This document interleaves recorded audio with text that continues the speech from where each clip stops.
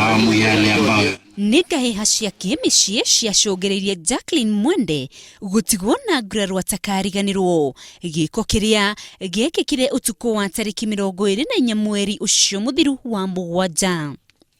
Ambao wako mbele ine tafadhali.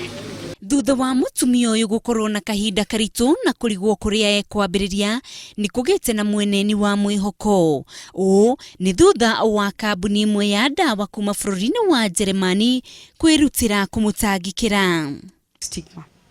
Mark will provide Jacqueline with the required psychological and physical rehabilitation and all the medical care that she needs.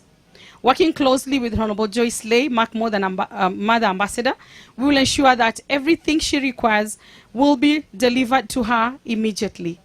Kĩhĩri kĩa ambunge atumia kuma kaunti-inĩ ngũrani nĩ manyitanĩire na atumia angĩ na macera mũciĩ kwa Mwende, othe marĩ na mũrũgamo wa kũmũhe mwĩhoko. Na tutakushughulikia vile tunaweza mpaka haki yako ionekane. This is one of the compelling reasons as to why this man who committed this crime should not be released on board.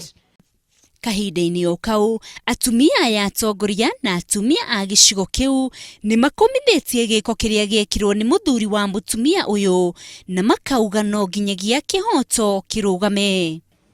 Kuna aina ya kesi ambazo ni lazima tutakuja kuorodhesha sisiwe na bond. Sheria lazima iweze kuchukua hatua kali kwa vitendo vya gender based violence. Serikali ikaweze kuangalia ni jinsi gani itaweza kupatia kina mama hawa katika kila county tuweze kuwa na rescue center. Ningĩ nĩ mamenereirie wongerereku wa ndĩtĩkano gatagatĩ ka athuri na atumia kũrĩa rĩu maramoria magetha njĩra njega cia kũnina ngahĩha cia kĩmĩciĩ handũ ha haro ĩrĩa ĩracũngĩrĩria nguraro njũru na maita mamwe gĩkuũ. Handũ-inĩ ha Inooro TV, rĩtwa rĩakwa nĩ Rose Wangui. Wita mama ambaye Madam